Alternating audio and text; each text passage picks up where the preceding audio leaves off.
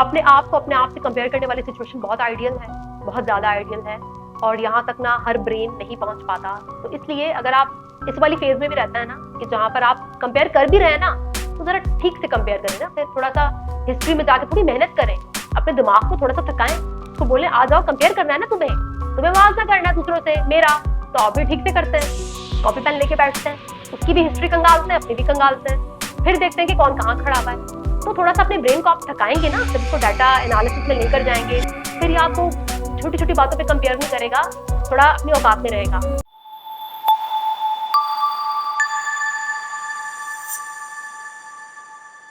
दोस्तों आज मैं आपको सिखाऊंगी कंपैरिजन करना। जी हाँ, मवाजना करना। आप भी सोचेंगे कि पूरी दुनिया हमें बोलती है कि अपने आप को कंपेयर ना करो, और यहाँ पर ये मोहतरमा हमें ये बोल रही हैं कि कंपेयर करना दरअसल होता क्या है और ये करते कैसे हैं।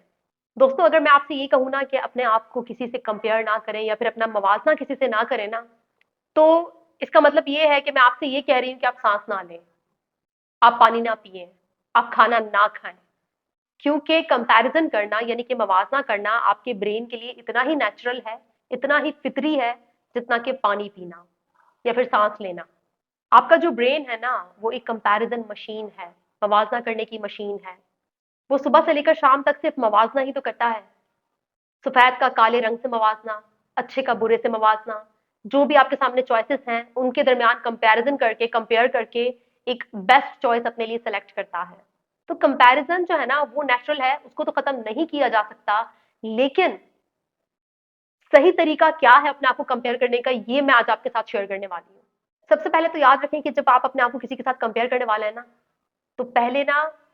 उस बंदे की और अपनी हिस्ट्री चेक कर लें, बैकग्राउंड चेक कर लें कि आप दोनों का बैकग्राउंड कैसा है। क्योंकि अमूमन हम जब भी अपने आप को किसी के साथ कंपेयर करते हैं तो हम अपनी वीकनेस को यानी कि कमजोरियों को सामने वाले की ताकत, उसकी स्ट्रेंथ या जो उसके पास कुछ अच्छा है उससे कंपेयर करते हैं। हम कभी भी अपनी स्ट्रेंथ को दूसरों की वीकनेस से कंपेयर नहीं करते, बल्कि हम अपनी वीकनेस को उनकी स्ट्रेंथ से कंपेयर करते हैं और ये सोचते हैं कि काश ये मेरे पास होता या फिर मैं भी ये डिजर्व करता हूं। तो जब आप ये मवाजना कर लें कि आपकी और उस बंदे की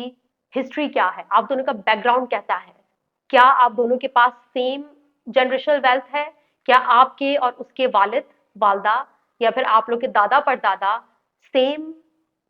हिस्ट्री रखते हैं, सेम बेस लाइन है आप लोगों की। अगर तो आप दोनों की बेस लाइन सेम है, तो फिर तो आपको उससे कंपैरिजन करना चाहिए कि वो क्यों आपसे इतना बेहतर है और आप कहाँ पर मार खा रहे हैं। लेकिन अगर वो बंदा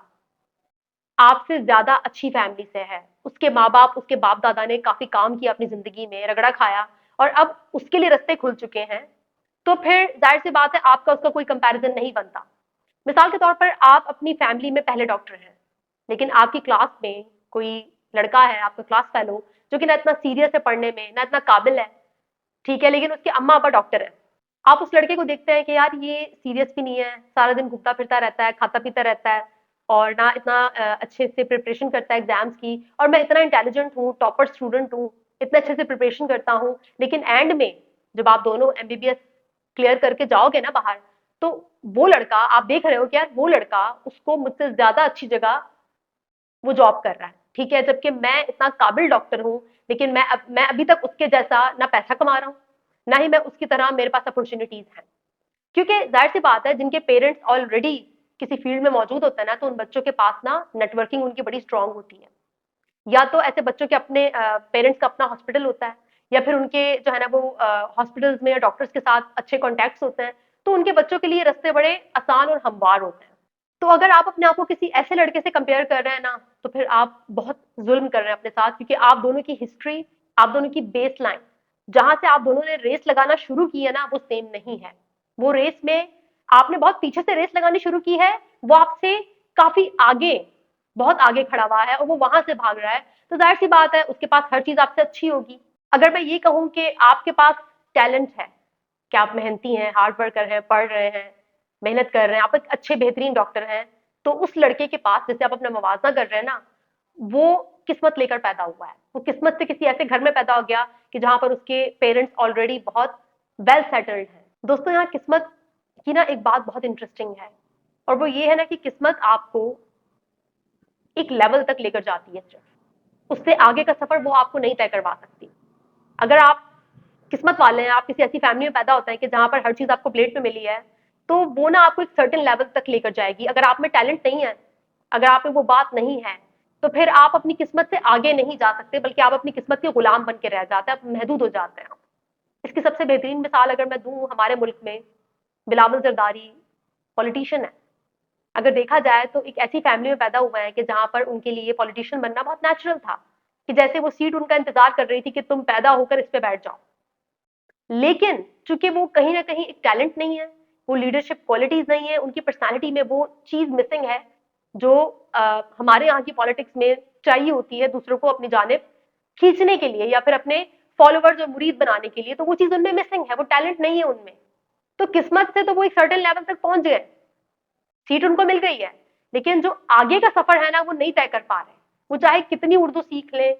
कितनी कोचिंग क्लासेस ले लें, लेकिन जो नेचुरल टैलेंट नहीं है ना उनमें, तो नहीं है। और यही वजह है कि वो एक सर्टेन लेवल से कभी शायद आगे ना जा पाए। तो अगर आप इस वक्त अपनी जिंदगी में ना अपने किसी क्लास फेलो से या अपने किसी कलीग से या अपने किसी जूनियर से इसलिए जल रहे हैं, या फिर आपका दिल इसलिए कुड़ रहा है कि यार मैं इतना मेहनती हूँ, मैं इतना ज़हीन हूँ, मैं डिजर्व करता हूँ, लेकिन ये लड़का बिना किसी मेहनत के, बिना किसी जो है ना वो इतना हार्ड वर्क किए, टॉप किए, ये उस जगह बैठा हुआ है कि जहां पर इसको नहीं होना चाहिए था। लेकिन ये बहुत ही कड़वा सच है कि अगर आपके पेरेंट्स ने कुछ अरसा जबरदस्त तरीके से काम किया हो, मेहनत की हो, तो फिर उसका जो फायदा है ना वो बच्चों को मिलता है। किसी की किस्मत से जलने या कुड़ने की हरगिज जरूरत नहीं है, इससे आप सिर्फ खुद को नुकसान दे रहे हैं। इस बात को समझिए, बैठकर एनालिसिस कीजिए कि आप में कोई कमी नहीं है, बल्कि आपने जहां से रेस शुरू की थी, आप तो बहुत अच्छा चले हो, बल्कि आप तो दौड़े हो, लेकिन कुछ चीजें जो आपके इख्तियार में नहीं है, आप उसकी वजह से ना थोड़ा पीछे रह गए हो। तो यहाँ पर अपने आप को माफ करें, एक रियल बेहतरीन किस्म का एनालिसिस करें, रियल कंपैरिजन करें और आगे मूव ऑन हो जाए। और किसी से जलने की या कुड़ने की कोई जरूरत नहीं है, क्योंकि इससे सिर्फ आपको नुकसान होगा। दूसरी अहम बात, आप जब भी किसी से अपना मुआवजा करते हैं ना, तो आप ना कंप्लीटली पूरा होलिस्टिक मवाजना नहीं करते। आप सिर्फ चंद चीजों को लेकर जो है ना वो परेशान हो रहे होते हैं और अपने आप को कोस रहे होते हैं। तो इसलिए अगर आपका दिमाग मवाजना कर भी रहा है ना किसी से इस वक्त, तो कॉपी पेन लेकर बैठें और जायजा लें, रियलिस्टिकली जायजा लें कि आपके पेरेंट्स इतने बेहतर नहीं थे, या फिर आपको ट्रॉमा के सिम्टम्स हैं, या फिर कुछ ऐसा हुआ आपके बचपन में जिसने आपकी ग्रोथ, आपकी जो डेवलपमेंटल ग्रोथ है उसको रोक दिया। तो वो जो जो कुछ भी आपके साथ हुआ उसे लिखें, एनालिसिस करें अपनी सिचुएशन का, और जो कंपैरिजन है उसका भी, मवाजने का भी, कि आप किस तरह से मवाजना कर रहे हैं। तो फिर आपको ना जो रियल पिक्चर है, जो हकीकत वाली पिक्चर है ना वो नजर आएगी, और आपके दिल में अपने लिए ना सेल्फ कंपैशन यानी कि हमदर्दी आएगी, आप खुद को माफ करेंगे और आगे बढ़ेंगे। क्योंकि दोस्तों हम जो भी होता है ना सिर्फ अपने बलबूते की वजह से नहीं होते। हमारा जो भी इस वक्त जो हमारी सिचुएशन है वो हमारे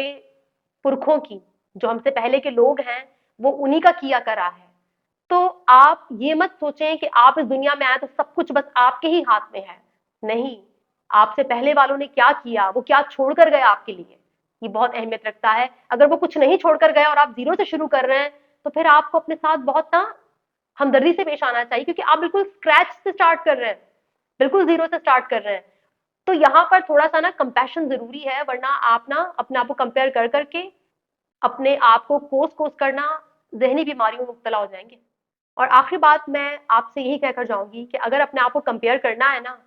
तो अपने पुराने वर्जन से करें कि आज से 1 साल पहले आप कहाँ खड़े थे, क्या कुछ इंप्रूवमेंट आई है। मैं जानती हूँ ये वाली स्टोरी आप लोगों ने बहुत सुनी हुई है, लेकिन ये आइडियल सिचुएशन है और यहाँ तक हर कोई नहीं पहुंचता। हर कोई इस लेवल पर ना नहीं पहुंच पाता, क्योंकि इसके लिए बहुत सारा काम करना पड़ता है, बहुत सारा अपने ऊपर वर्क करना पड़ता है। लेकिन आइडियल सिचुएशन यही है कि आपने सिर्फ ये देखना है कि आप आज से 1 साल पहले जहां खड़े थे, क्या आज भी वहीं खड़े हुए हैं। अगर तो आप वहीं खड़े हैं तो वाकई में आपको ना अपने ऊपर गौर करने की जरूरत है, आपको कुछ एक्शंस लेने की जरूरत है अपनी जिंदगी में। लेकिन अगर आपको लगता है कि आप में थोड़ी सी इंप्रूवमेंट भी आई है ना, तो उसके लिए खुद को अप्रिशिएट करें। अपने आप को अपने आप से कंपेयर करने वाली सिचुएशन बहुत आइडियल है, बहुत ज्यादा आइडियल है, और यहाँ तक ना हर ब्रेन नहीं पहुंच पाता। तो इसलिए अगर आप इस वाली फेज में भी रहता है ना कि जहां पर आप कंपेयर कर भी रहे हैं ना, तो जरा ठीक से कंपेयर करें ना, फिर थोड़ा सा हिस्ट्री में जाके थोड़ी मेहनत करें, अपने दिमाग को थोड़ा सा थकाएं, उसको बोले आ जाओ, कंपेयर करना है ना तुम्हें, तुम्हें आवाज ना करना है दूसरों से मेरा। तो आप भी ठीक से करते हैं, कॉपी पेन लेके बैठते हैं, उसकी भी हिस्ट्री कंगालते हैं, अपनी भी कंगालते हैं, फिर देखते हैं कि कौन कहाँ खड़ा हुआ है। तो थोड़ा-सा अपने ब्रेन को आप थकाएँगे ना, जब इसको डाटा एनालिसिस में लेकर जाएँगे, तो फिर ये आपको छोटी-छोटी बातों पे कंपेयर नहीं करेगा, थोड़ा अपनी औकात में रहेगा। तो ये सब जो है ना, ये प्रैक्टिस का गेम है। प्रैक्टिस करते रहें, इंशाल्लाह नेक्स्ट वीडियो मुलाकात होगी, तब तक के लिए अपना बहुत ख्याल रखिएगा। Thank you so much.